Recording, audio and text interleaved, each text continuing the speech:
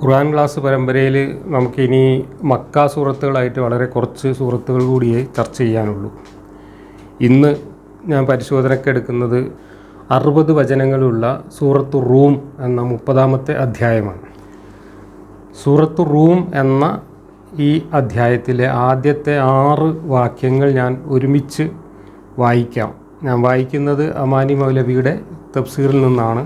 സ്ക്രീനിൽ കുഞ്ഞി മുഹമ്മദ് പറപ്പൂർ ചെറിയ മുണ്ടം ഇവർ തയ്യാറാക്കിയിട്ടുള്ള ഒരു മുജാഹിദ് ഓൺലൈൻ തഫ്സീറിൻ്റെ വരികളും കാണിക്കാം. ഈ 6 വാക്യങ്ങൾ വായിച്ചതിന് ശേഷം കുറച്ച് കൗതുകകരമായ വസ്തുതകൾ ഇതുമായി ബന്ധപ്പെട്ട് പറയാനുണ്ട്. അലിഫ് ലാം മീം ALM ഒലിബത്തി റൂം, റോമാക്കാർ പരാജയപ്പെട്ടിരിക്കുന്നു, റോം പരാജയമടഞ്ഞിരിക്കുന്നു. ഫി അദ്നൽ അർളി വഹും മിൻ ബഅദി ഗലബിഹിം സയഗ്ലിബൂൻ, അടുത്ത നാട്ടിൽ തങ്ങളുടെ പരാജയത്തിനു ശേഷം അടുത്ത് വിജയം നേടുകയും ചെയ്യും. ഫി ബിളി സീനീൻ, ചില്ലറ കൊല്ലങ്ങൾക്കുള്ളിൽ. മുമ്പും പിമ്പും അജ്ഞാധികാരം അള്ളാഹുവിനത്രേ, അന്നത്തെ ദിവസം സത്യവിശ്വാസികൾ സന്തോഷം കൊള്ളുന്നതാകുന്നു. അള്ളാഹുവിൻ്റെ സഹായത്താൽ അവൻ ഉദ്ദേശിക്കുന്നവരെ അവൻ സഹായിക്കുന്നു. അവൻ തന്നെയാണ് കരുണാനിധിയായ പ്രതാപശാലി. അള്ളാഹുവിൻ്റെ വാഗ്ദത്തം, അള്ളാഹു അവൻ്റെ വാഗ്ദത്തത്തിന് വ്യത്യാസം ചെയ്യുന്നതല്ല, പക്ഷേ മനുഷ്യരിൽ അധികം ആളുകളും അറിയുന്നില്ല. ഇപ്പം ഞാൻ ഈ വായിച്ച 6 വാക്യങ്ങൾ ഇന്ന് ഖുർആനിൻ്റെ വ്യാഖ്യാനങ്ങൾ ചമയ്ക്കുന്നവരും ആ വ്യാഖ്യാനങ്ങൾ നോക്കി ഖുർആൻ ക്ലാസ്സുകൾ കൈകാര്യം ചെയ്യുന്നവരും വയല് പറയുന്നവരും ഒക്കെ ഖുർആനിൻ്റെ ദൈവീകതയ്ക്ക് ഒരു വലിയ തെളിവായിട്ട് ഈ 6 വാക്യങ്ങളെ ചൂണ്ടിക്കാണിക്കാറുണ്ട്. ഖുർആനിൽ അള്ളാഹു ഒരു കാര്യം വളരെ കൃത്യമായി പ്രവചിച്ചു എന്നും ആ പ്രവചനം വളരെ കൃത്യമായി തന്നെ ഫലിച്ചു എന്നും അവകാശപ്പെട്ടുകൊണ്ടാണ് ഇത് ഖുർആൻ്റെ ദൈവീകതയ്ക്ക് തെളിവാണ് എന്നൊക്കെ വലിയ വലിയ അവകാശവാദങ്ങൾ ഇസ്ലാമിക പണ്ഡിതന്മാർ ഇന്ന് ഉന്നയിക്കുന്നത്. അപ്പോൾ ഈ എടുത്താൽ പൊന്താത്ത അവകാശവാദം സ്വാഭാവികമായിട്ടും നമ്മൾ ശ്രദ്ധയിൽ പെട്ടുകഴിഞ്ഞാൽ നമ്മളതിൻ്റെ വസ്തുതകൾ എന്താണ് എന്ന് കുറച്ച് സൂക്ഷ്മമായി തന്നെ അന്വേഷിക്കും. അതാണ് നമ്മുടെ ഒരു രീതി. അങ്ങനെ ഒരു അന്വേഷണം നടത്തിയപ്പോഴാണ് ഈ അവകാശവാദങ്ങൾ പക്ക നുണയാണെന്നും ഇത് വലിയൊരു കള്ളത്തരം ഇതിൻ്റെ പിന്നിൽ ഒളിച്ചിരിപ്പുണ്ട് എന്നും യഥാർത്ഥത്തിൽ സംഭവിച്ചത് എന്താണോ അതിൻ്റെ നേരെ വിപരീതമാണ് ഖുർആൻ്റെ വ്യാഖ്യാതാക്കളും ചരിത്രകാരന്മാരും ഒക്കെ ഇന്ന് പ്രചരിപ്പിച്ചുകൊണ്ടിരിക്കുന്നത് എന്നുമുള്ള വസ്തുതയാണ് എനിക്കിതിൻ്റെ മൊത്തം പരിശോധനയിൽ വരികൾക്കിടയിൽ നിന്ന് മനസ്സിലായത്. അപ്പോൾ എന്താണ് സംഭവം? എന്താണ് ഈ ഖുർആനിലെ ഫലിച്ചു എന്നവകാശപ്പെടുന്ന പ്രവചനം?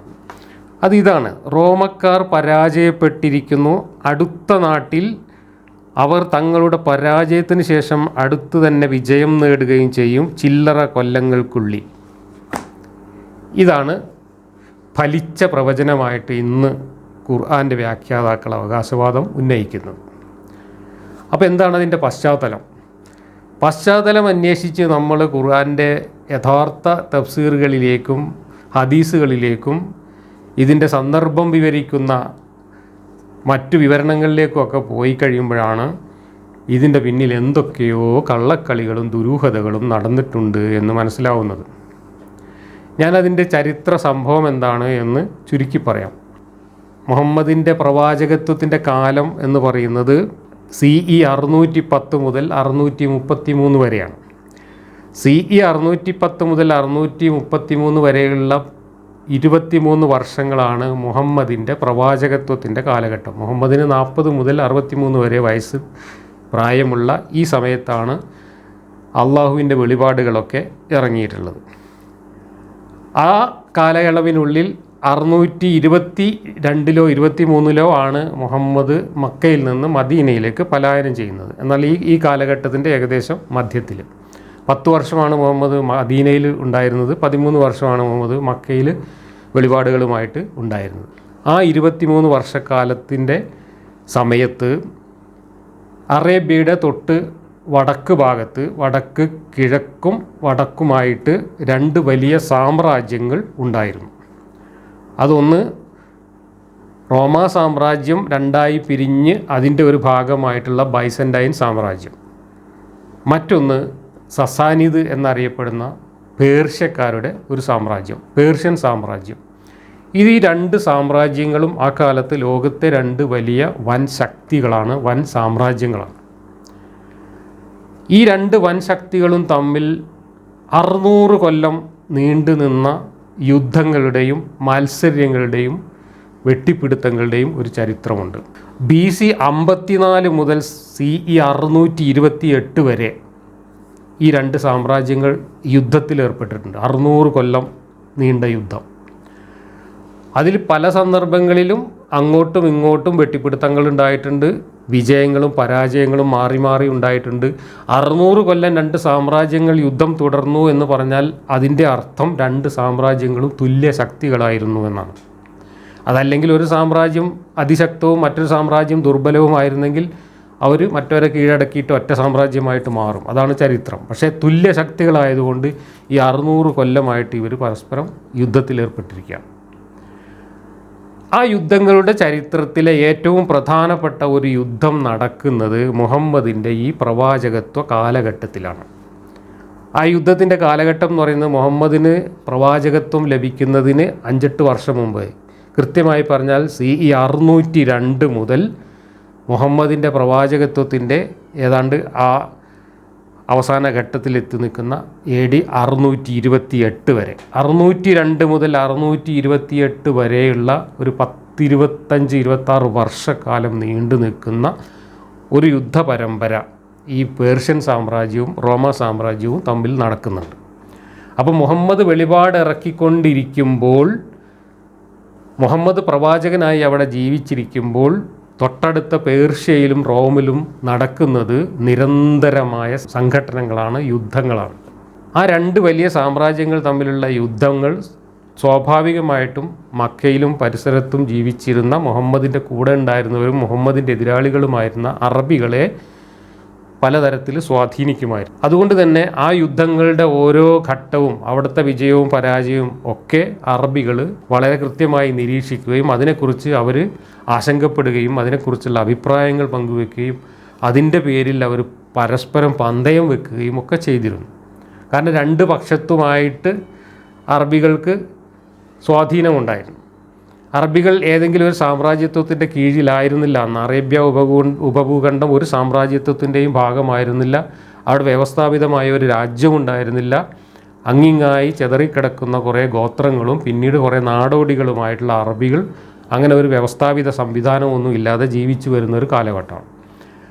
വലിയ സമ്പത്തൊന്നും ഇല്ലാത്തതുകൊണ്ട് തന്നെ ഈ അറേബ്യ മരുഭൂമി പിടിച്ചെടുക്കാൻ ഈ പേർഷ്യൻ സാമ്രാജ്യമോ അല്ലെങ്കിൽ റോമ സാമ്രാജ്യമോ മെനക്കെട്ടിട്ടുമില്ല. കാരണം അവർക്ക് ആ ഫെർട്ടൈൽ ക്രസൻറ്റ് എന്ന് പറയുന്ന ആ ഭൂഭാഗത്തിന് വേണ്ടിയിട്ടായിരുന്നു അവർ പരസ്പരം യുദ്ധം ചെയ്തിരുന്നത്. കാരണം അന്ന് ഏറ്റവും സമ്പൽ സമൃദ്ധമായിട്ടുള്ള ഭൂവിഭാഗം അവിടെയാണ്. മെസപ്പൊട്ടാമിയ ഭാഗം മുതൽ ഈജിപ്ത് വരെയുള്ള ആ ഭാഗങ്ങൾക്ക് വേണ്ടിയിട്ടാണ് ഈ രണ്ട് സാമ്രാജ്യങ്ങളും പലപ്പോഴും ഏറ്റുമുട്ടിയിട്ടുള്ളത്. അറേബ്യ മരുഭൂമിയെ അവർ രണ്ടു കൂട്ടരും അവഗണിച്ചിരുന്നു. കാരണം അറേബ്യ മരുഭൂമിയിൽ നിന്ന് അവർക്ക് കാര്യമായിട്ടൊന്നും കിട്ടാനില്ല എന്നതുകൊണ്ട്.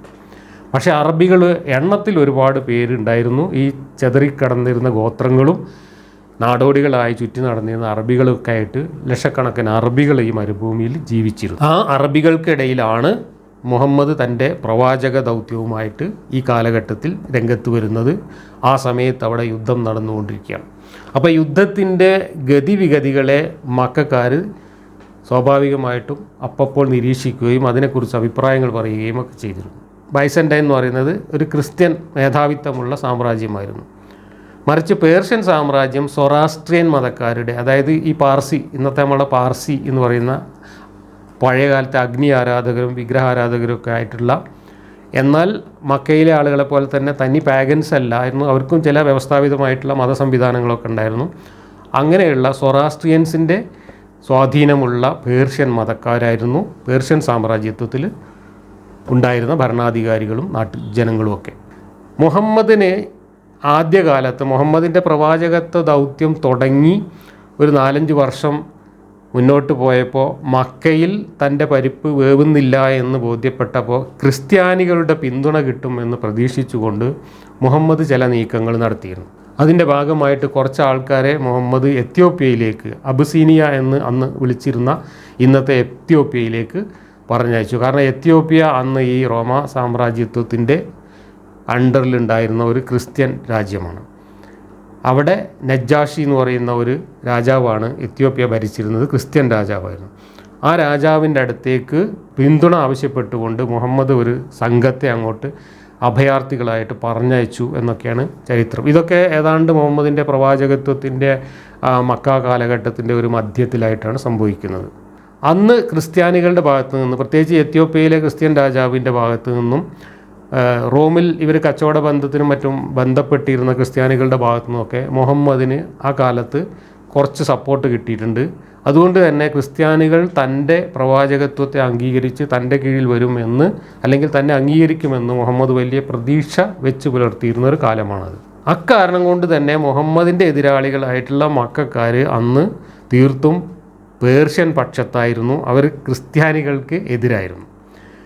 മുഹമ്മദ് ക്രിസ്ത്യാനികളെ പാട്ടിലാക്കുമ്പോൾ മറ്റൊരു പേർഷ്യൻ പക്ഷം പറഞ്ഞുകൊണ്ടായിരുന്നു കാര്യങ്ങൾ നോക്കിക്കണ്ടിരുന്നത്. അതുകൊണ്ട് പേർഷ്യയുടെ വിജയം മക്കക്കാരെ ആഹ്ലാദിപ്പിക്കുകയും റോമക്കാരുടെ വിജയം മുഹമ്മദിനെയും മുഹമ്മദിൻ്റെ കൂടെ കൂടിയവരെയും സന്തോഷിപ്പിക്കുകയും ചെയ്യുന്ന ഒരു അവസ്ഥ അന്നുണ്ടായിരുന്നു. അപ്പോൾ മാറി മാറി യുദ്ധത്തിൻ്റെ ഗതിവിഗതികളും നിരീക്ഷിക്കുമ്പോൾ ചിലപ്പോൾ മുന്നേറ്റം ഇവർക്കുണ്ടാവും, ചിലപ്പോൾ മറ്റവർക്കുണ്ടാവും. അപ്പോൾ പേർഷ്യക്കാർ മുന്നേറുമ്പോൾ മക്കക്കാർ സന്തോഷിക്കും, റോമക്കാർ മുന്നേറുമ്പോൾ മുഹമ്മദും കൂട്ടരും സന്തോഷിക്കും. അങ്ങനെ അതിൻ്റെ പേരിൽ അവർ തമ്മിലുള്ള വാഗ്വാദങ്ങളും അവർ തമ്മിലുള്ള തർക്കങ്ങളും അവർ തമ്മിലുള്ള വാതുവെപ്പുകളും പന്തയം വെപ്പുകളും ഒക്കെ അന്ന് നടന്നിരുന്നു. അത്തരം ഒരു സന്ദർഭത്തിലാണ് ഈ CE 614-15 കാലഘട്ടത്തിൽ, 610 മുഹമ്മദ് പ്രവാചകനാവുന്നത്. 614-15 കാലഘട്ടമാകുമ്പോൾ പേർഷ്യൻ സാമ്രാജ്യത്തിന് വലിയൊരു വിജയം റോമ സാമ്രാജ്യത്തിൻ്റെ മുകളിലുണ്ടാവുന്നു.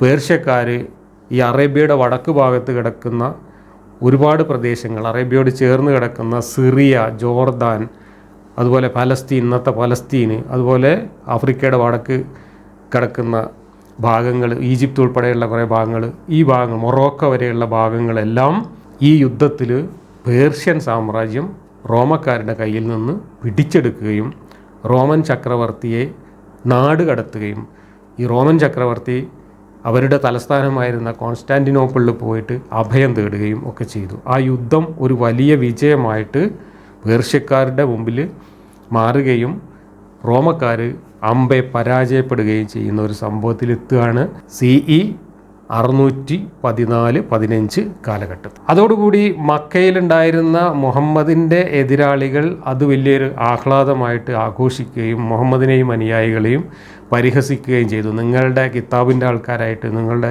ഏകദൈവത്തിൻ്റെ ആൾക്കാരായിട്ട് ഇപ്പം എന്തായി, അവർ തോറ്റില്ലേ, നേരെ മറിച്ച് നിങ്ങൾ ബഹുദൈവാരാധകർ, മുശ്രിക്കുകൾ എന്ന് പറഞ്ഞ് കളിയാക്കുന്ന മറ്റേ സാമ്രാജ്യമല്ലേ ഇവരെ പരാജയപ്പെടുത്തിയത് എന്നൊക്കെ പറഞ്ഞിട്ട് മുഹമ്മദിനെയും മുഹമ്മദിൻ്റെ കൂടെ കൂടിയിരുന്ന അബൂബക്കറിനെയും ഒക്കെ മക്കയിലെ ഖുറൈശികൾ കളിയാക്കുകയൊക്കെ ചെയ്തു.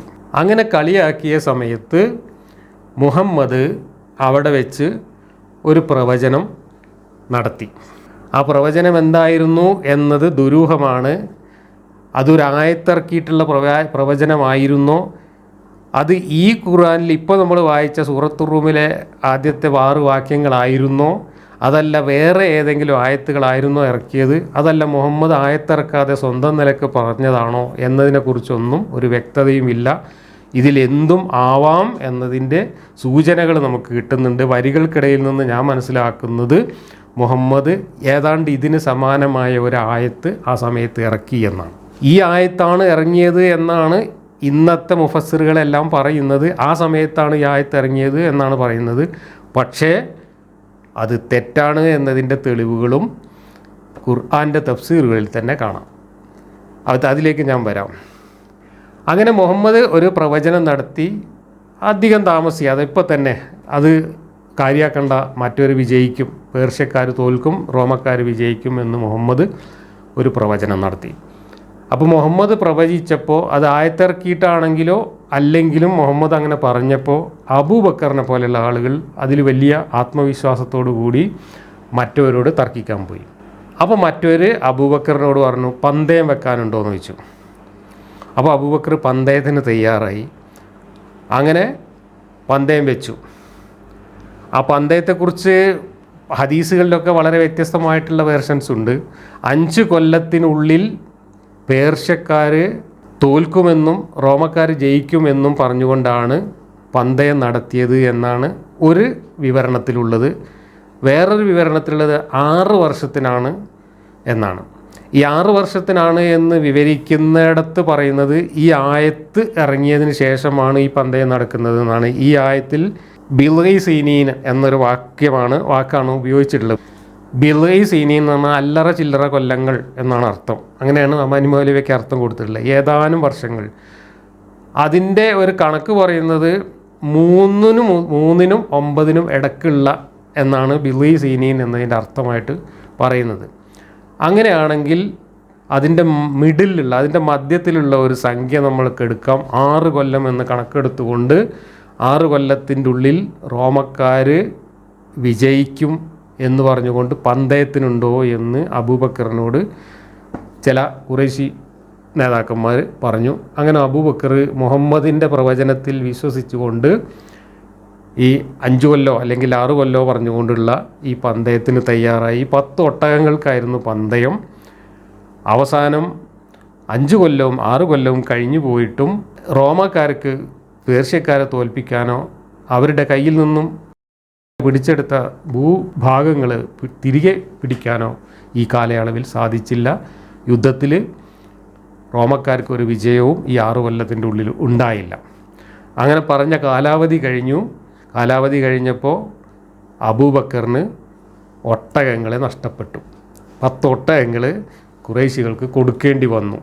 ഇതൊന്നും ഞാൻ പറയുന്നതല്ല, ഇതൊക്കെ ഇബ്നു കസീർ ഉൾപ്പെടെയുള്ള മുഫസ്സിറുകൾ ഉദ്ധരിച്ചിട്ടുള്ള ഹദീസുകളിൽ പറയുന്നതാണ്. അങ്ങനെ അബൂബക്കറിന് ഒട്ടകം നഷ്ടപ്പെട്ടു.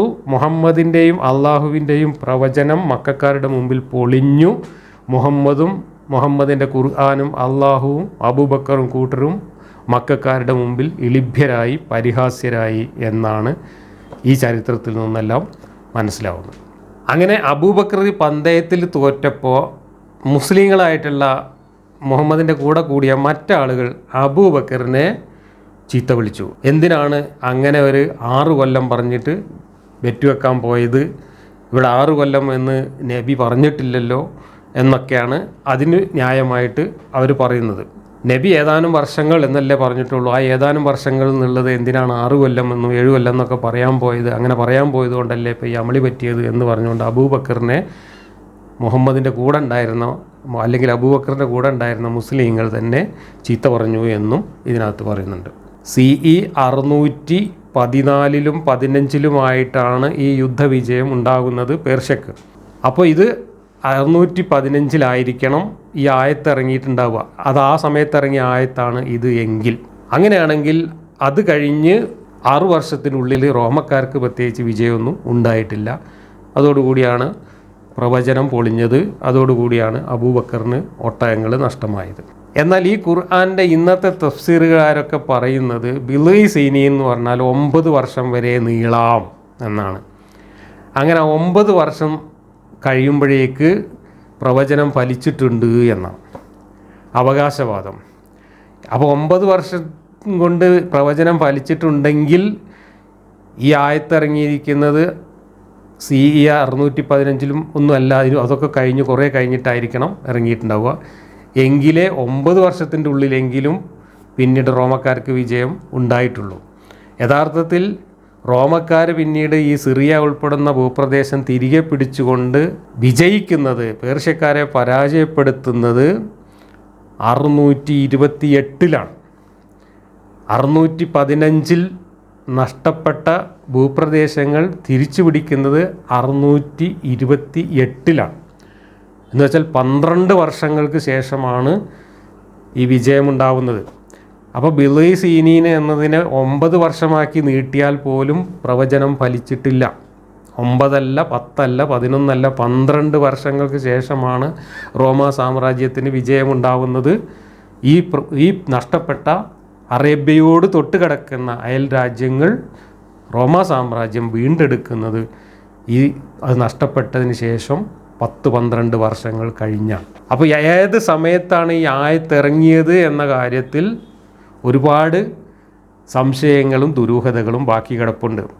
ഇനി ഏറ്റവും വലിയ തമാശ, ഞാൻ ഇത് അന്വേഷിച്ചുകൊണ്ട് ഇതിൻ്റെ സബബുൻ നുസൂൽ പരിശോധിച്ചപ്പോഴാണ് നമ്മുടെ വാഹിദിയുടെ തഫ്സീറിൽ ഇങ്ങനെ ഒരു ഹദീസ് കാണുന്നത്. സനദിൻ്റെ പട്ടിക കൊടുത്തിട്ടുള്ള ആ ഹദീസ് ഒന്ന് നോക്കുക. ഇതാ അബൂ സയ്യിദുൽ ഖുദ്രിയിൽ നിന്ന് ഉദ്ധരിച്ചിട്ടുള്ള സനദ് പരമ്പരയോടുകൂടി കൊടുത്തിട്ടുള്ള ഒരു ഹദീസ് വാഹിദിയുടെ തഫ്സീറിൽ ഇതിൻ്റെ സബബുൻ നുസൂലായിട്ട് കൊടുത്തതാണ് ഈ കാണുന്നത്. ഞാൻ വായിക്കാം. Abu Sayyidul Khudri said, when the battle of Badr took place, the Byzantines had also defeated the Persians. The believers rejoiced, so these verses were revealed. Alif Lam Mim, the Romans have been defeated up to his words. Believers will rejoice in Allah's help to victory. That is, the believers will rejoice in the defeat of the Persians by the Byzantines. അപ്പോൾ സനദോട് കൂടി കൊടുത്തിട്ടുള്ള ഈ ഹദീസിൽ Abu Sayyidul Khudri ഉദ്ധരിച്ച ഈ ഹദീസിൽ പറഞ്ഞിട്ടുള്ളത് ഈ ആയത്തിറങ്ങിയത് ബദർ യുദ്ധത്തിന് ശേഷമാണ് എന്നാണ്. ബദർ യുദ്ധത്തിന് ശേഷമാണ് ഈ ആയത്തിറങ്ങിയതെങ്കിൽ ഈ ആയത്ത് മക്കാ സൂറത്തേ അല്ല, മക്കയിൽ അവതരിച്ച ഒരായത്തല്ല, മറിച്ച് മദീനയിലെത്തി 2 വർഷം കഴിഞ്ഞിട്ട് ഇറങ്ങുന്ന ആയത്താണിത്. ബദർ യുദ്ധം നടക്കുന്നത് CE 624 പേർഷ്യക്കാർ വിജയം നേടുന്നത് CE 614 10 വർഷം കഴിഞ്ഞാണ് ബദർ യുദ്ധം നടക്കുന്നത്. ആ ബദർ യുദ്ധം നടന്നതിന് ശേഷമാണ് ഈ ആയത്തിറങ്ങുന്നത് എന്നാണ് ഇവിടെ പറയുന്നത്. അങ്ങനെയാണെങ്കിൽ ഇത് അത്ഭുതകരമായ ഒരു പ്രവചനമാണ് എന്ന അവകാശവാദത്തിന് വല്ല ന്യായവുമുണ്ടോ? എന്നറിയണമെങ്കിൽ നമുക്ക് ഈ CE 624 സമയത്ത് ആ യുദ്ധത്തിൻ്റെ ഗതി എന്താണ് എന്ന് ചരിത്രത്തിൽ പരിശോധിക്കണം. അത് പരിശോധിച്ചപ്പോഴോ CE 622 മുതൽ യുദ്ധത്തിൽ പേർഷ്യ തോറ്റുകൊണ്ടിരിക്കുകയാണ്. അസർബൈജാൻ അതുപോലെ തുർക്കിയുടെ ഭാഗങ്ങൾ, ആ ഭാഗങ്ങളെല്ലാം റോമാ സാമ്രാജ്യം തിരിച്ചു പിടിച്ചു കഴിഞ്ഞിരിക്കുന്നു ആ സമയമാകുമ്പോഴേക്ക്. അപ്പോൾ വലിയൊരു മുന്നേറ്റം പേർഷ്യൻ സാമ്രാജ്യത്തിന് നേരെ റോമാ സാമ്രാജ്യം നടത്തിക്കൊണ്ടിരിക്കുകയും അതുകൊണ്ട് തന്നെ ആ സന്ദർഭം മുതലെടുത്തുകൊണ്ട് റോമാ സാമ്രാജ്യം ഇടിച്ചു കയറി പേർഷ്യ സാമ്രാജ്യത്തെ പരാജയപ്പെടുത്തി തുടങ്ങിയ ഒരു ഘട്ടമാണ് CE 624 എന്ന് പറയുന്നത്, ബദർ യുദ്ധം നടക്കുന്ന സമയം എന്ന് പറയുന്നത്. അപ്പോൾ ബദർ യുദ്ധം നടക്കുന്ന സമയത്ത് ഈ ആയത്തിറങ്ങി എന്ന് പറഞ്ഞാൽ അതിൽ പ്രവചനത്തിന് യാതൊരു അത്ഭുതവുമില്ല. കാരണം റോമാ സാമ്രാജ്യം യുദ്ധത്തിൽ വിജയിച്ചു കൊണ്ടിരിക്കുകയും അധികം താമസിയാതെ അവർക്ക് നഷ്ടപ്പെട്ട പഴയ ഭൂവിഭാഗങ്ങളെല്ലാം പിടിച്ചെടുക്കുമെന്ന് ഏകദേശം മുഹമ്മദിനും അവിടെയുള്ള ആളുകൾക്കൊക്കെ പ്രവചിക്കാവുന്ന ഒരു സാഹചര്യം വരികയും ചെയ്തിട്ടുണ്ട്. അപ്പോൾ അത്ഭുതകരമായ ഒരു പ്രവചനമല്ല ഇവിടെ നടക്കുന്നത്, മറിച്ച് സംഭവം നടന്ന് 10 വർഷങ്ങൾക്ക് ശേഷം കാര്യങ്ങൾ മറിഞ്ഞതിന് ശേഷം പേർഷ്യൻ സാമ്രാജ്യം തോറ്റുകൊണ്ടിരിക്കുകയും റോമാ സാമ്രാജ്യം വിജയിച്ചുകൊണ്ടിരിക്കുകയും ചെയ്യുന്ന ഒരു ഘട്ടത്തിലാണ് ബദർ യുദ്ധം നടക്കുന്നത്. ബദർ യുദ്ധത്തിൽ മുഹമ്മദും കൂട്ടരും വിജയിച്ചു. അതിൻ്റെ സന്തോഷത്തിൻ്റെ കൂടെ ആ സമയത്ത് റോമാ സാമ്രാജ്യത്തിൻ്റെ വിജയം കൂടെ വരുന്നു എന്ന് മനസ്സിലാക്കിക്കൊണ്ട് ഈ പ്രവചനം നടത്തിയത് യാതൊരു അത്ഭുതവുമില്ലാത്ത കാര്യമാണ്. പക്ഷേ ഇവിടെ കാര്യങ്ങളെല്ലാം നമ്മൾ വായിച്ചു നോക്കുമ്പോൾ എനിക്ക് വരികൾക്കിടയിൽ നിന്ന് മനസ്സിലായത് ബദർ യുദ്ധം കഴിഞ്ഞ് ഒരു സന്ദർഭത്തിൽ അവതരിച്ചതാണ് ഇന്ന് ഖുർആനിൽ കാണുന്ന ഞാനിപ്പോൾ ഈ ഓതിയ 6 വാക്യം. എന്നാൽ മറ്റേ സംഭവം നടന്ന സമയത്ത് പേർഷ്യക്കാർ റോമക്കാരെ സമ്പൂർണ്ണമായി പരാജയപ്പെടുത്തുകയും സിറിയ ഉൾപ്പെടെയുള്ള പ്രദേശങ്ങൾ പിടിച്ചെടുക്കുകയും ചെയ്ത CE 614-15 സമയത്ത് മുഹമ്മദ് റോമക്കാരുടെ വിജയം പ്രവചിച്ചുകൊണ്ട് ആയത്തിറക്കുകയോ അല്ലെങ്കിൽ മുഹമ്മദ് സ്വന്തം നിലക്ക് അങ്ങനെ ഒരു പ്രവചനം നടത്തുകയോ ചെയ്തിട്ടുണ്ട്. അതിൻ്റെ തെളിവും ഇബ്നു കസീറിൻ്റെ തഫ്സീറിൽ തന്നെ നമുക്ക് കാണാം. ഇബ്നു അബ്ബാസിനെ ഉദ്ധരിച്ചുകൊണ്ട് ഇബ്നു കസീറിൻ്റെ തഫ്സീറിൽ പറഞ്ഞിട്ടുള്ള ഈ ഭാഗം നോക്കുക. Ibn Abbas commented on this ആയ. ഈ ആയത്തിനെക്കുറിച്ച് ഇബ്നു അബ്ബാസിൻ്റെ കമൻറ്റ് ഇങ്ങനെയായിരുന്നു. He said, they were defeated and then they were victorious. He said, the idolaters wanted the Persians to prevail over the Romans because they were idol worshippers. and the Muslims wanted the Romans to prevail over the Persians because they were people of the book. This was mentioned to Abu Bakr, who mentioned it to the Messenger of Allah. The Messenger of Allah said, Ama innahum sayaglibun. They will certainly prevail. അവർ അധികം താമസിയാതെ വിജയിക്കും എന്ന് ആ സമയത്ത് അബൂബക്കറിനോട് നബി പറഞ്ഞു എന്നാണ്. Abu Bakr mentioned this to the idolaters and they said, set a time limit for that, and if we prevail we will get such and such, and if you prevail you will get such and such. So he set a limit of 5 years and they did not prevail. Romans did not prevail. Abu Bakr mentioned that the messenger of Allah, and he said, why do you not make it less than? നീ എന്തുകൊണ്ട് 10 കൊല്ലത്തിൻ്റെ ഉള്ളിൽ എന്ന് പറയാതെ 5 കൊല്ലത്തിന് പന്തയം വെക്കാൻ പോയി എന്ന് നബി അബൂബക്കറിനോട് ചോദിച്ചു എന്നാണ് ഇവിടെ പറയുന്നത്. ബിൽഗി എന്ന വാക്കിന് 10 കൊല്ലത്തിൽ താഴെ എന്ന് അർത്ഥമുണ്ട് എന്നൊക്കെ പറഞ്ഞുകൊണ്ട് വേറൊരാൾ വ്യാഖ്യാനിക്കുന്നതിനെയാണ് ഇവിടെ ഉദ്ധരിച്ചിട്ടുള്ളത്. പക്ഷേ ഇവിടെ പറഞ്ഞത് അബൂബക്കർ മുഹമ്മദിൻ്റെ ഒരു വാക്ക് കേട്ടിട്ടാണ് പന്തയം വെക്കാൻ പോയത് എന്നാണ്. കാരണം ഖുറൈശികളായ ആൾക്കാർ പേർഷ്യക്കാർ ജയിക്കുകയും റോമക്കാർ തോൽക്കുകയും ചെയ്തത് വലിയ ആഘോഷമാക്കി മാറ്റിയപ്പോൾ അതിൽ അവരുടെ പരിഹാസം സഹിക്കവയ്യാതെ അബൂബക്കർ മുഹമ്മദിനോട് പോയി ആ കാര്യം പറഞ്ഞു. അപ്പോഴാണ് മുഹമ്മദ് അവരുടനെ തന്നെ വിജയിക്കും എന്ന് പ്രവചിച്ചത്. അത് മുഹമ്മദ് ഒരു പ്രവചനമായിട്ട് പറഞ്ഞു എന്നാണ് ഇതിൽ ഉദ്ധരിച്ചിട്ടുള്ളത്. പക്ഷേ അത് ഖുർആൻ ഇറങ്ങിയതാണ് എന്നാണ് മറ്റു പല വിവരണങ്ങളിൽ നിന്നും മനസ്സിലാവുന്നത്. അങ്ങനെ ഖുർആൻ ഇറങ്ങിയതായാലും അതല്ല മുഹമ്മദ് സ്വന്തം നിലക്ക് പ്രവചിച്ചതായാലും ആ പ്രവചനത്തിൽ വിശ്വസിച്ചുകൊണ്ട് ആണ് അബൂബക്കർ ഖുറൈശികളുടെ അടുത്ത് പോയിട്ട് പന്തയം വെക്കുന്നത്. 5 കൊല്ലം പറഞ്ഞിട്ടാണ് പന്തയം വെക്കുന്നത്. ആ പന്തയത്തിൽ അബൂബക്കർ തോൽക്കുകയും അബൂബക്കർ ഒട്ടകങ്ങളെ കൊടുക്കേണ്ടി വരികയും ചെയ്തു എന്നാണ് വേറെ ചില ഹദീസുകളിൽ കാണുന്നത്. ആ ഹദീസ് ഞാൻ കാണിച്ചു തരാം. ഇബ്നു കസീർ ഉദ്ധരിച്ചിട്ടുള്ള മറ്റൊരു ഹദീസാണ്. Some of the Quraish said to Abu Bakr, this is a bet between us and you. Your companions claims that the Romans will defeat the Persians within 3 or 9 years. So why not have a bet on that between us and you? Abu Bakr said yes. This was before betting had been forbidden. So Abu Bakr and the idolaters made a bet, and they said to Abu Bakr, what do you think? Bid'i means something between 3 and 9 years. So let us agree on the middle. So they agreed on 6 years. Then 6 years passed without the Romans being victorious. So the idolaters took what they had bet with Abu Bakr. അപ്പോൾ അബൂബക്കറിൻ്റെ കയ്യിൽ നിന്ന് bet വെച്ച 10 ഒട്ടകത്തിന് ആണ് bet വെച്ചതെന്ന് വേറെ വിവരണങ്ങളുണ്ട്. ആ 10 ഒട്ടകത്തിനെ അവർ കൊണ്ടുപോയി. മക്കക്കാർ കൊണ്ടുപോയി. When the 7th year came and the Romans were finally victorious over the Persians, the Muslims rebuked Abu Bakr for agreeing on 6 years. Because Allah said in below years, and that time many people became Muslims. This is how it was narrated by At-Tirmidhi. അപ്പോൾ ഇവിടെ ഒരുപാട് സംശയങ്ങളും ഒരുപാട് ദുരൂഹതകളും ബാക്കി നിൽക്കുന്നുണ്ട്. അപ്പോൾ അവിടെ പേർഷ്യക്കാർ ജയിച്ച സമയത്ത് റോമക്കാർ തോറ്റ സമയത്ത് നബി ഒരു പ്രവചനം നടത്തിയിട്ടുണ്ട് എന്ന് CE 614-15 കാലഘട്ടത്തിൽ. ആ പ്രവചനത്തെ ബേസ് ചെയ്തുകൊണ്ട് അബൂബക്കർ മക്കക്കാരുമായിട്ട് പന്തയം വെച്ചിട്ടുണ്ട്. 10 ഒട്ടകങ്ങൾക്ക് പന്തയം വെച്ചിട്ടുണ്ട്. ആ പന്തയത്തിൽ അബൂബക്കർ 5 കൊല്ലത്തിൻ്റെ ഉള്ളിലെന്നോ അതല്ലെങ്കിൽ 6 കൊല്ലത്തിനുള്ളിലെന്നോ പറഞ്ഞുകൊണ്ടായിരുന്നു പന്തയം നടത്തിയത്. ആ 6 കൊല്ലം കഴിഞ്ഞിട്ടും റോമക്കാർ ജയിക്കാതിരുന്നത് കൊണ്ട് അബൂബക്കറിന് 10 ഒട്ടകങ്ങളെ നഷ്ടപ്പെട്ടിട്ടുണ്ട്. എന്നാൽ ഇപ്പോൾ നമ്മൾ വായിച്ച സൂറത്ത് റൂമിലെ ഈ ആയത്തുകൾ അവതരിച്ചത് CE 624 ബദർ യുദ്ധം ജയിച്ച സമയത്താണ് എന്നും തഫ്സീറുകളിൽ നിന്ന് മനസ്സിലാവുന്നു. സനദോട് കൂടി കൊടുത്തിട്ടുള്ള ഹദീസിൽ ഉദ്ധരിച്ചിട്ടുണ്ട്. അപ്പോൾ എപ്പോഴാണ് ഈ ആയത്തിറങ്ങിയത്? CE 614 പേർഷ്യ ജയിച്ച സമയത്താണോ അതോ CE 624 ബദർ യുദ്ധം വിജയിച്ച സമയത്താണോ? ഇവിടെ ഒരു ദുരൂഹത നിലനിൽക്കുന്നുണ്ട്.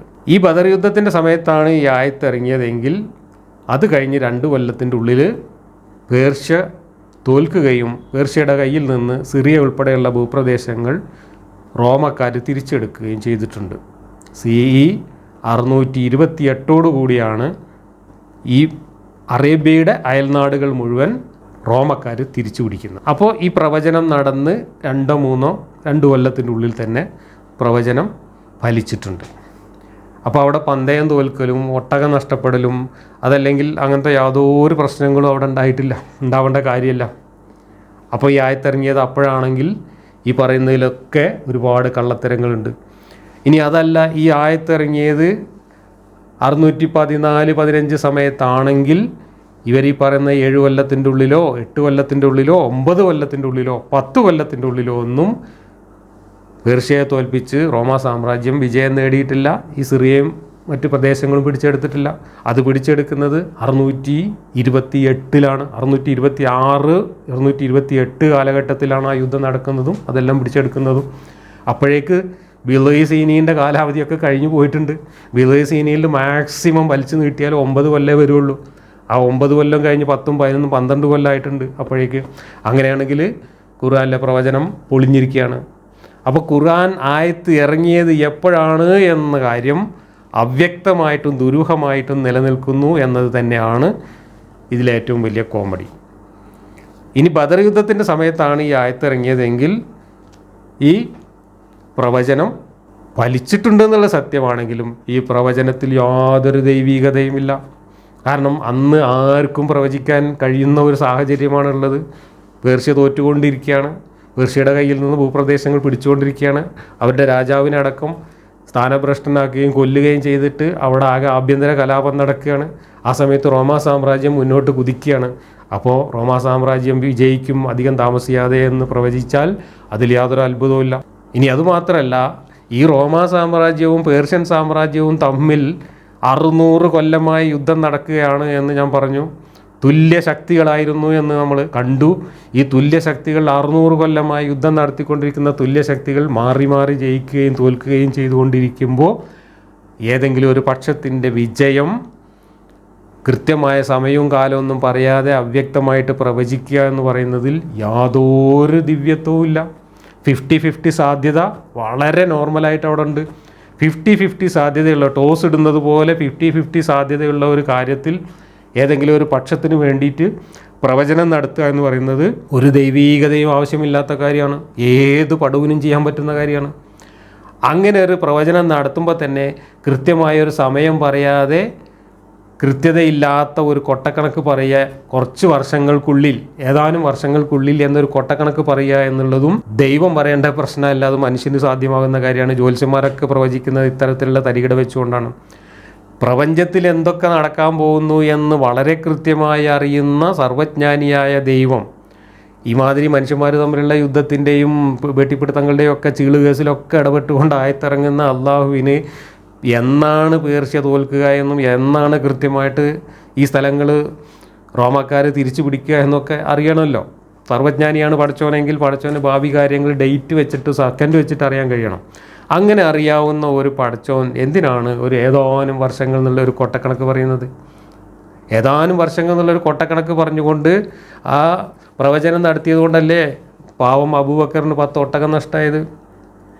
അപ്പോൾ അങ്ങനെയാണ് ഒരു ദൈവം പ്രവചനം നടത്തുക. അപ്പോൾ ദൈവത്തിന് കൃത്യമായിട്ട് അറിയാം ഇന്ന വർഷം ഇത്രാം തീയതി ഇന്ന എടുത്ത് കിടക്കുന്ന ഇന്ന യുദ്ധത്തിൽ ഇന്ന സ്ഥലങ്ങൾ പിടിച്ചെടുക്കും എന്ന് കൃത്യമായിട്ട് പറയാൻ കഴിയുന്ന ദൈവം എന്തിനാണ് ദുരൂഹമായിട്ട് കൊട്ടക്കണക്ക് പറഞ്ഞുകൊണ്ട് ഏതാനും വർഷങ്ങൾക്കുള്ളിൽ എന്ന് പറഞ്ഞുകൊണ്ട് പ്രവചിക്കുന്നത്? അതും 50-50 സാധ്യതയുള്ള ഒരു പ്രവചനം. 50-50 സാധ്യതയുള്ള പ്രവചനം പറയാൻ ദൈവത്തിൻ്റെ ആവശ്യമില്ല. മനുഷ്യർക്ക് പറഞ്ഞാലും 50% വിജയിക്കും, 50% പരാജയപ്പെടും. ഇവിടെ സംഭവിച്ചത് എന്താണ്? യഥാർത്ഥത്തിൽ ഇവിടെ സംഭവിച്ചിട്ടുള്ളത് മുഹമ്മദ് ഈ 614 പേർഷ്യക്കാർ വിജയം നേടിയ സമയത്ത് ഉടൻ തന്നെ വളരെ പെട്ടെന്ന് തന്നെ റോമക്കാർ വിജയിക്കും എന്ന് പ്രവചിച്ചു. അത് ആയത്തിറക്കി പ്രവചിച്ചാലും ശരി, സ്വന്തമായി പ്രവചിച്ചാലും ശരി, അവിടെ പ്രവചിച്ചു. ആ പ്രവചനത്തിൽ വിശ്വസിച്ചുകൊണ്ട് അബൂബക്കർ പോയിട്ട് ഖുറൈശികളുമായിട്ട് പന്തയം വെച്ചു. അബൂബക്കറിൻ്റെ കാശ് പോയി, അബൂബക്കറിൻ്റെ ഒട്ടകം പോയി. ഇതാണ് യഥാർത്ഥത്തിൽ സംഭവിച്ചത്.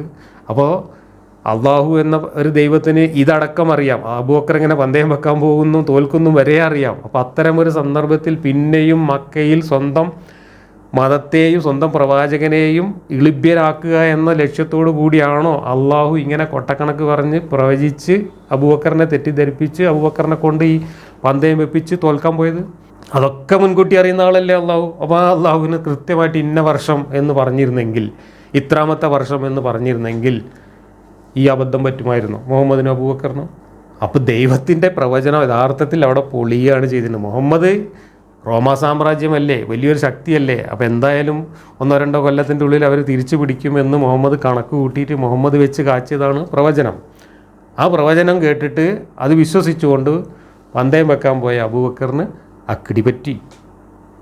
ഇതെല്ലാം കഴിഞ്ഞ് 10-12 വർഷങ്ങൾക്ക് ശേഷം, അല്ലെങ്കിൽ 8-10 വർഷങ്ങൾക്ക് ശേഷം കാര്യങ്ങളെല്ലാം മാറി മറിഞ്ഞ് മുഹമ്മദും കൂട്ടരും മക്കയിൽ നിന്നൊക്കെ പോയി മദീനയിൽ സെറ്റിലായി. മദീനയിൽ കൊള്ളയക്രമമൊക്കെ തുടങ്ങി. ബദറിൽ ഈ ഖുറൈശികളെ മുഴുവൻ കൊന്ന് ആ ബദർ യുദ്ധം വിജയിച്ച് ആ ഘട്ടമായപ്പോഴേക്കും അപ്പുറത്ത് റോമാ സാമ്രാജ്യവും പേർഷ്യൻ സാമ്രാജ്യത്തെ കീഴടക്കിക്കൊണ്ടിരിക്കുന്നു എന്ന ചരിത്ര വസ്തുതകൾ മനസ്സിലാക്കിക്കൊണ്ട് മുഹമ്മദ് രണ്ടാമത് പ്രവചനം നടത്തിയതാണിത്.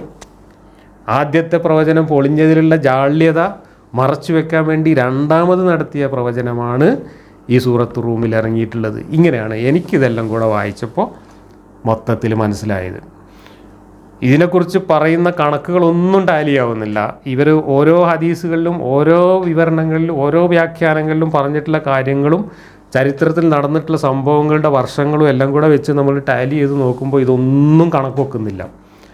അപ്പോൾ ഓരോരുത്തരും ഓരോന്ന് പറഞ്ഞിട്ട് ന്യായീകരിക്കുകയാണ്. എന്തുകൊണ്ടാണ് വ്യാഖ്യാനങ്ങളിലും തഫ്സീറുകളിലും ചരിത്രത്തിലുമൊക്കെ ഇങ്ങനെ കടന്ന് ഉരുളേണ്ടി വരുന്നത്?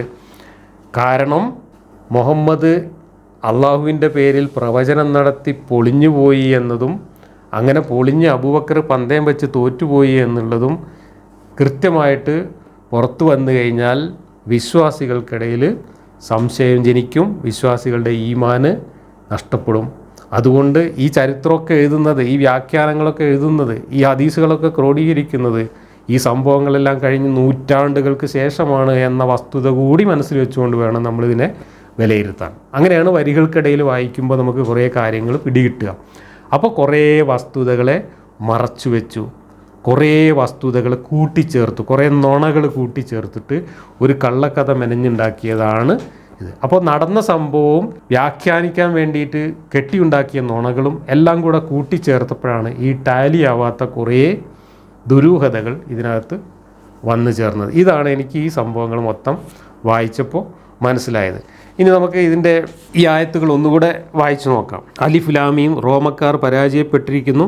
അടുത്ത നാട്ടിൽ അവർ തങ്ങളുടെ പരാജയത്തിന് ശേഷം അടുത്ത് വിജയം നേടുകയും ചെയ്യും. ചില്ലറ കൊല്ലങ്ങൾക്കുള്ളിൽ മുമ്പും പിമ്പും ആജ്ഞാധികാരം അള്ളാഹുവിനത്രേ. അന്നത്തെ ദിവസം സത്യവിശ്വാസികൾ സന്തോഷം കൊള്ളുന്നതാകുന്നു. അള്ളാഹുവിൻ്റെ സഹായത്തിൽ അവൻ ഉദ്ദേശിക്കുന്നവരെ അവൻ സഹായിക്കുന്നു. അവൻ തന്നെയാണ് കരുണാനിധിയായ പ്രതാപശാലി. അള്ളാഹുവിൻ്റെ വാഗ്ദത്വം, അള്ളാഹു അവൻ്റെ വാഗ്ദത്വത്തിന് വ്യത്യാസം ചെയ്യുന്നതല്ല, പക്ഷേ മനുഷ്യരിൽ അധികം ആളുകളും അറിയുന്നില്ല. ഇത് വായിച്ചാൽ തന്നെ ഞാൻ പറഞ്ഞതാണ് ഇതിൻ്റെ സത്യം എന്ന് ബോധ്യപ്പെടും. കാരണം ഇത് രണ്ടാമത് ഇറക്കിയ പ്രവചനമാണ്. ആദ്യം ഇറക്കിയ പ്രവചനം പൊളിഞ്ഞു. അതിൻ്റെ പേരിൽ വിശ്വാസികൾക്കിടയിൽ വലിയ സന്ദേഹവും മറ്റും ഉണ്ടായി. എന്നാൽ ബദർ യുദ്ധമൊക്കെ കഴിഞ്ഞ കാലഘട്ടത്തിൽ പേർഷ്യക്കാർ പരാജയപ്പെടുകയും റോമക്കാർ വിജയിക്കുകയും ചെയ്യുന്നു എന്ന് കണ്ട മുഹമ്മദ് ആ സന്ദർഭം മുതലാക്കിക്കൊണ്ട് പഴയ പ്രവചനം ഒന്നും കൂടെ എടുത്ത് വീശിയതാണ്. അതിനനുബന്ധമായി പറയുന്ന ഈ കാര്യങ്ങൾ തന്നെ ശ്രദ്ധിച്ചാൽ നമുക്കത് മനസ്സിലാവും. അള്ളാഹുവിൻ്റെ സഹായത്തിൽ അവൻ ഉദ്ദേശിക്കുന്നവരെ അവൻ സഹായിക്കുന്നു. അവൻ തന്നെയാണ് കരുണാനിധിയായ പ്രതാപശാലി. അള്ളാഹുവിൻ്റെ വാഗ്ദത്വം, അള്ളാഹു അവൻ്റെ വാഗ്ദത്വം വ്യത്യാസം ചെയ്യുന്നതല്ല, പക്ഷേ മനുഷ്യരിൽ അധികം ആളുകളും അറിയുന്നില്ല എന്ന് പറഞ്ഞാൽ ആദ്യത്തെ പ്രവചനത്തിൽ തോറ്റുപോയിരിക്കുന്നു. പക്ഷേ കുറച്ച് കാലം കഴിഞ്ഞിട്ടാണെങ്കിലും അള്ളാഹു അന്ന് പറഞ്ഞത് സംഭവിക്കാൻ പോകുന്നു എന്നൊക്കെ പറഞ്ഞുകൊണ്ട് കിട്ടിയ അവസരത്തിൽ ന്യായീകരിക്കുകയാണ് ഇവിടെ ചെയ്യുന്നത്. യഥാർത്ഥത്തിൽ ഇത് അത്ഭുതകരമായ ഒരു പ്രവചനമാണ് എന്നും ഫലിച്ചുപോയ ഒരു ചരിത്ര പ്രവചനമാണ് എന്നൊക്കെ പറഞ്ഞ് ഇന്ന് തള്ളിമറിക്കുന്നവർ ഈ വസ്തുതകളെ മുഴുവൻ വിശ്വാസികൾക്ക് മുമ്പിലും വായനക്കാരുടെ മുമ്പിലും മറച്ചു പിടിച്ചുകൊണ്ട് കള്ളക്കഥ പറയുകയാണ് ചെയ്യുന്നത്. യഥാർത്ഥത്തിൽ സംഭവിച്ചത് അള്ളാഹുവിൻ്റെ പേരിൽ മുഹമ്മദ് പ്രവചനം നടത്തി പൊളിഞ്ഞു പോവുകയും ആ പ്രവചനത്തിൽ വിശ്വസിച്ചുകൊണ്ട് അബൂബക്കർ പന്തയം വെച്ച് തോൽക്കുകയുമാണ് ചെയ്തിട്ടുള്ളത്. പിന്നീട് കാര്യങ്ങളൊക്കെ നടക്കുന്നു എന്ന് ഉറപ്പായ ഒരു സന്ദർഭത്തിൽ വീണ്ടും ആ പ്രവചനം എടുത്ത് ബദർ യുദ്ധത്തിന് ശേഷം മദീനയിൽ മുഹമ്മദ് ആയത്തിറക്കുകയുമാണ് ചെയ്തിട്ടുള്ളത്. പക്ഷേ ഖുർആൻ ക്രോഡീകരിച്ചവരും ഖുർആനെ വ്യാഖ്യാനിക്കുന്നവരും ഇത് മക്കയിൽ ആദ്യകാലത്ത് ഇറങ്ങിയ ആയത്താണ് എന്ന് കള്ളം പറഞ്ഞുകൊണ്ട് വ്യാഖ്യാനങ്ങൾ മെനയുകയാണ് ചെയ്തിട്ടുള്ളത് എന്നാണ് എനിക്കിത് മൊത്തം വായിച്ചപ്പോൾ ഇതിൻ്റെ വരികൾക്കിടയിൽ നിന്ന് മനസ്സിലായത്. ഇതാണ് ഈ സൂറത്ത് റൂം എന്ന അധ്യായത്തിൽ റോമക്കാരുടെ പരാജയവുമായി ബന്ധപ്പെട്ട പ്രവചനത്തിൻ്റെ യഥാർത്ഥ ഗുട്ടൻസ് എന്ന് പറയുന്നത്. ബാക്കി വാക്യങ്ങൾ നമുക്ക് അടുത്ത ക്ലാസ്സിൽ തുടരാം.